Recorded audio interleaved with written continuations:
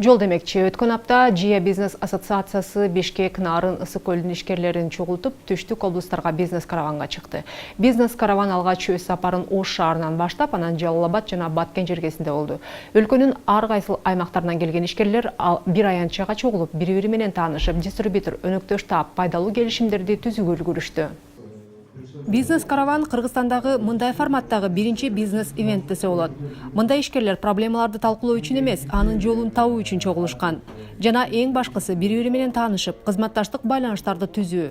Дагы бир маанилүү нерсе, Бишкек, Ысык көл, Нарындан барган ишкерлер өз чыгымдарын толугу менен төлөсө, жергиликтүү ишкерлер бизнес караванга катышуу үчүн атайын билет сатып алышкан.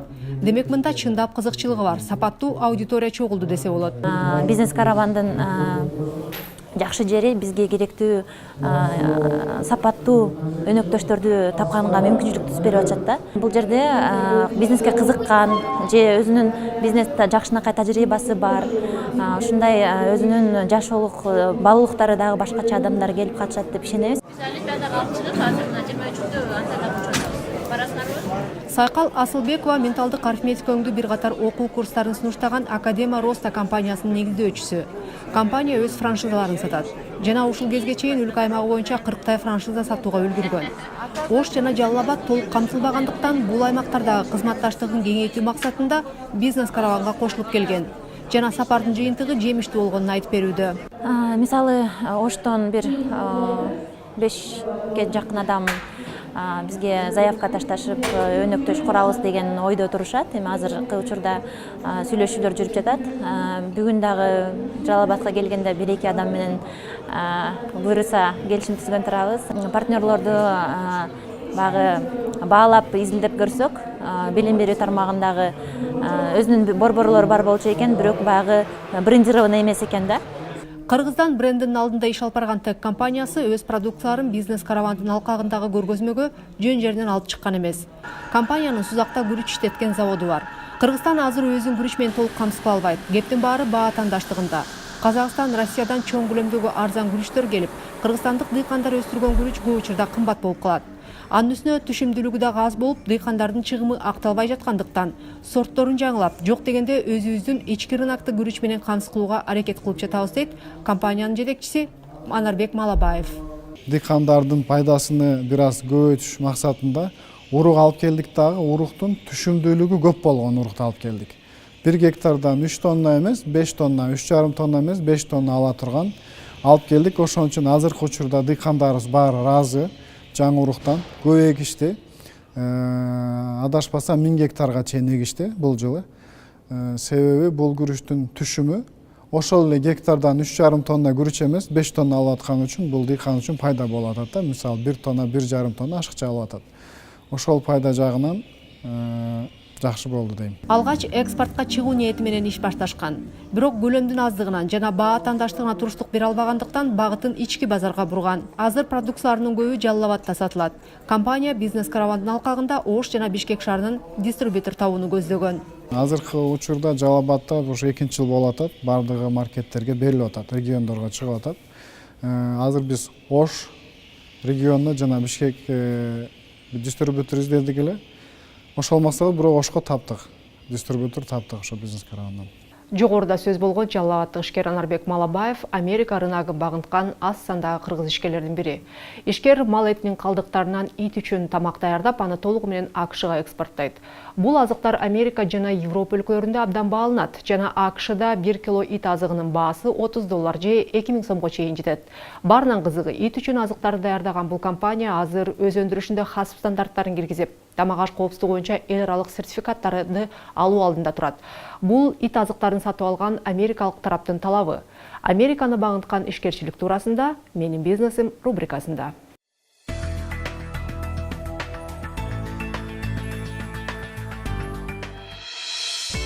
Өзүңөр көрүнүп турат, дезинфекция кылып, перчатки, маскаларды кийип кириш керек. Бул жерде перчатки турат, маска турат. Биякта дезинфекция кылып, колдорун арчып, анан кийин уже бияка кирип кетебиз. Тамак аш талаптары. Бардыгы ушу тамак аш талаптарынын баарын аткарабыз. Ошондой эле эме кетет. Иш болгондо байланыштуу биз мондай сушилка камера курганбыз. Булар ушундай асылып кургатылат бул жерде. Emnege bunlar ilinip turat dese baklavalar. Bunlar tüz kurgatış için, tartılıp turat da, onun için şunday ilip koygamız. Бұл ошо кургатылгандан келгенден кийинкиси бул жерде. Бул кургатылып келет. Бул жерде ошо 10 градустан 13-15 градуска чейин сакталып турат. Мындан даяр болгон, мындан кийин алып чыгып туруп биз уже сушилкага алып кетебиз. Бул жерден даяр продукт упаковка чыккандан кийин контейнерлерге, хранениеге алып киребиз. Булар дагы температурный режимде турат. Анан биз жиберер алдында муну дагы бир сыртынан пленкалайбыз, этикетка жабыштырабыз, өзүбүздүн логотипти жабыштырабыз. Анан кийин уже экспортко жөнөтөбүз, машиналарды жүктөйбүз. Ушундай полиэтиленовый пленканын ичине ушундай тандалып, салынып кетет. Булар жабылып, скотчтолуп кетет. Бир коробкага 20 килограммдан салынат. Бул жерден чыккан даяр продукцияларыбыз бул жактан ачылып, бияка машина келет. Ушул жактан жүктөлүп кетет да. Бул хастын требованиясы боюнча товар киргенден баштап бири-бириге кайра келбеш керек экен ошол точкагачы. Мол кирип кетип атат линия болуп, бири-бирине тийбестен ушинтип айланып келип атат да, бияка змейка болуп. Скрещение болбойт да. Биздин продукциябыз башында Түркияга экспорт болуп аткан. Азыркы маалда биз толугу менен Америкага экспорттоп атабыз. Бул продукция бул жерден аэропортко чейин, Бишкек Аванас аэропортко чейин машина менен барат. Андан ары самолет менен Бишкек, Стамбул, Атланта. Ошол шаарга барат самолет менен. Биз өзүбүздүн логотип менен ошол алуучу оптовик алат дагы, анан өзү ал уже буну кесип, готов продукция кылганга уже өзүнүн логотип менен чыгарышат алар. Биз как сырье беребиз да аларга. Полуфабрикат. Полуфабрикат беребиз. Биз 2 жыл болуп атат. Бирок биз башында Түркияга жибердик. 2 жол жибердик. Эми жылдык көлөмүн айтсак, айына, бир айына 4 тонна, ортого айтканда 4 тонна кылса болот бир айда. Бул кургатылган боюнча продукцияны 4 айда даярдаса болот. Бул товар өзү негизи Европада, Америкада аябай чоң талапка ээ бир товар экен, продукция экен. Себеби бизде мисалы Америкада же Европада балдарын бир же 2 баласы болот экен же болбойт экен да. Негизи басымды могу үй жаныбарларына жасап калыштыр да. Ар бир үйдө 1-2 ит же мышык болот экен да. Алар ошону баладан да жакшы карайт экен. Ошонун себебинен бул продукцияга иттерге тамак жасала турган сырьелор, тамактар ошо көп талап бар экен да. Биздин могу эттен чыккан мясный отходы отпайбыз, буларга жакшы талап бар экен да. Европага дагы мүмкүнчүлүгүбүз бар азыр. Рухсатыбыз бар ал жака дагы. Европадан да алганбыз рухсат, Америкадан да алдык, Турциядан да алдык. Бирок бизге азыр Америка туура келип аткан үчүн Америкага жөнөтүп атабыз. Бизнес караван темасына кайрылып келсек, Ош, Жалал Абад, Баткен облустарын кыдырган бизнес караванга Бишкек Ысык көл нарынан 50дөн ашуун ишкерлер сапарлаш болуп, ар бир региондо орточо 150-200 жергиликтүү ишкер бул иш-чарага катышкан. Алдын ала маалыматтар боюнча 86 реалдуу келишимдер түзүлсө, дагы 300дөн ашуун потенциалдуу келишимдер болот деп күтүлүп жатканын иш-чараны уюштурган Жия бизнес ассоциациясы билдирди. Мисалы региондон дагы Бишкекке бизге ассоциация катары көп ишкер кайрылат. Мен мисалы Бишкектен ушул товарды алып региондо сатсам, же ушул товардын ал жакта өкүлү болсом, же дистрибьютор болуп иштесем, аны ошол эле учурда мисалы биз борбордогу ишкерлер да кээде кайрылышат.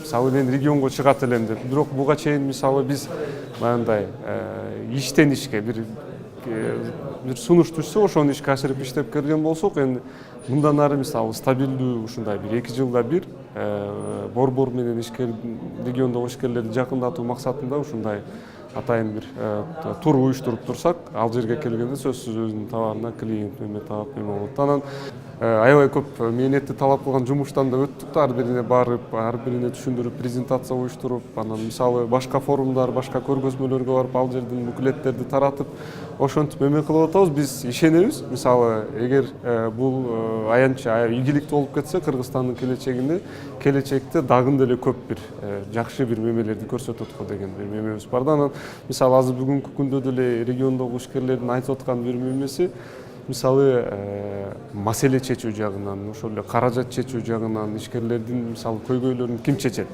Кайрыла турган жерибиз мисалы регион айылдын деңгээлинде кайрылсак регионго, региондун деңгээлинде кайрылсак шаарга, шаардын деңгээли областка чыгып, областтын деңгээлинде Бишкекке чейин барып атабыз. Маселени ким чечет деген жагынан дагы эми бул жактан дагы өкмөт кийинки мемелерде бизди баягы толук кандуу колдоп, анан өкмөт менен чогуу ушундай иш-чараларды уюштуруп ишкерлердин маселесин чечели деген дагы бир үмүтүбүз чоң да.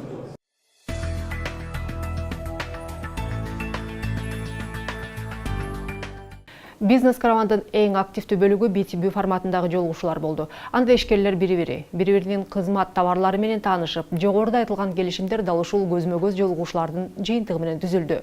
Негизи кыргызстандык бизнес кардарга өзү барып, көзмө-көз сатуу стратегиясын анча колдонбой келет десе болот. Бирок бул маркетингдин эң иштиктүү формат экенин адистер айтат. Business Education рубрикасында B2B, B2C форматындагы жолугушуулардын жана көргөзмө жарманкелердин мүмкүнчүлүктөрү жөнүндө сөз болот.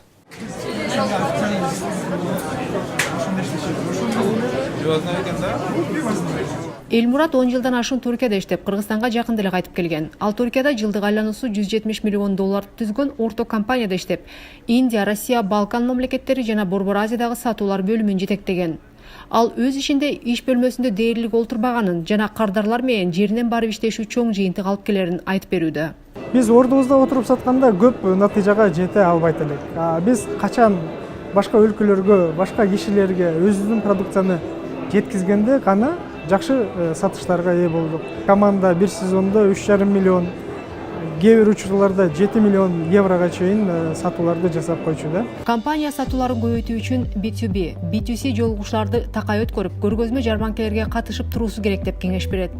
B2B бул бизнес менен бизнес, B2C болсо бизнес менен кардар дегенди түшүндүрөт. Жана албетте бул жолугушууларга алдын ала даярдануу зарыл. Кардардын баарына шаблондуу сатуу механизмин колдонбостон, ар бир кардарды компанияны иликтеп, өз сунушуңду алардын суроо талап өзгөчөлүгүнө жараша суна билүү керек. Менин маркетинг ходум бир кишиге жосом бир башка компанияларга барардан мурун ал компаниянын конкретно эсептейм. Обороту канча, кандай тармакта иш кылат, эмне кылат, ошолоруна карап, анан кийин меникин ал деп барбайсыз, конечно. Мондой нерсе дагы бар деп барасыз. Если захочет, тогда сатып койсоңуз болот. Дагы бир маанилүү кеңеш, баарынан мурда баа эмес, баалуулук. Сатып жаткан товар же кызматыңыздын баасын айтуудан мурун баалуулугун жеткире билиңиз. Бул жагынан кыргызстандык компаниялар аксайт экен дейт Элмурат. Ошон үчүн любой продукцияны клиентке дагы жакшы жеткизет. Потому что андан өтүш керек. Берки конкуренттен өтүш керек. Ошон үчүн кандай кылсам продукцияны дагы жакшы түшүндүрөм деп аракет кылышат. Көп пример болот. Барсаң, бирдем калайын десең, подход меня не устраивает. Кыргызстандагы азыр сервисный система акырындан өнүгүп келет. Но бирок менин көз карашым боюнча бул меня еще не устраивает да. Биринчи барганда эле сылык учурашып, сылык түшүндүрүш керек. Бизде ошол нерсе аз. И бир продукцияны досконально жакшы изилдеп, бүт бардык функциясын билип, кишиге жакшы преподнос жасаш керек да, жакшынакай алып келиш керек. Бизде ошол нерселер аз. Элмураттын айтымында бул кемчиликтердин көбү рыноктогу атаандаштык чөйрөнүн калыптанбагандыгына байланыштуу. Бизде конкуренция любой товарга абдан аз экен. Бир эле напольный покрытиеде, биздин компанияда саткан напольный покрытиеде бизде конкуренция 2-3 эле компания бар да. А ошол эле Турцияда, Европада 20-50гө жакын компания бар да. Алар бири-бири менен конкурировать этип жатып, R&B англисчесин айтканда, изилдешип, астыга дагы чыгышат, конкурировать этишет. Ошон үчүн любой продукцияны клиентке дагы жакшы жеткизет. Потому что андан өтүш керек. Берки конкуренттен өтүш керек. Ошон үчүн кандай кылсам продукцияны дагы жакшы түшүндүрөм деп аракет кылышат. Рыноктогу атаандаштык компанияларды жаңы деңгээлге чыгууга түртөт. Мунун аркасынан бизнес автоматизация жана оптимизацияга барып, чыгашасын кыскартуу менен кирешесин көбөйтүүгө үйрөнөт. Эгерде компания автоматизацияны и оптимизацияны жасаса, бул бир коммерческий приложениялар бат берилет, элдерге информация бат жетет. Оптимизация болсо, бул расходдор аз болот.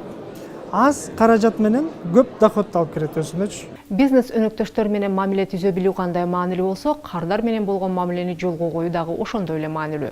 Сатуулар боюнча россиялык консультант жана бизнес-тренер Александр Белогорков Капиталга берген интервьюсунда кардардын компанияга болгон ылайалдуулугунан дагы компаниянын кардарга болгон ылайалдуу болушу маанилүү экенин айтып, кардар менен жылуу мамиле түзүүнүн бир катар сырлары менен бөлүштү. Кардар күн болсо, бизнес күндө айланган планета. И нам надо обязательно думать так, что это не клиент вращается вокруг орбиты нашей компании. Бизнес кардарды күн сыяктуу кабыл алыш керек. Кардар бул күн. Ал эми бизнес болсо, анын тегерегинде айланган көптөгөн планеталардын бири гана. Мисалы, мен бүгүн Бишкектен Москвага учам жана ал багыт боюнча учкан авиакомпаниялардын бирин тандайм. Авиакомпания бул мени айланган планеталардын бири гана. Эртең мен башкасын тандашым мүмкүн. Же мен машинама такай бир май куюучу бекеттен май куям. А бирок бир күнү анын мамилеси, кызмат көрсөтүү деңгээли мага жакпай калса, мен аны оңой эле башкаларга алмаштырып коем. Андыктан бизнес мени өзүнө кардар кылгысы келсе, анда мени борбор, орбита кылышы керек. И понимать, что он для меня, а не наоборот. Кардар компанияга эмес, компания кардарга ылайалдуу болушу керек. Клиентская лояльность. Кардардын лоялдуулугу бул анын компанияга болгон лоялдуулугу эмес, тескеринче компаниянын кардарга болгон лоялдуулугу. Кыргызстандагы, дүйнөдөгү мыкты компания деген эмне? Бул алды менен кардар үчүн мыкты компания.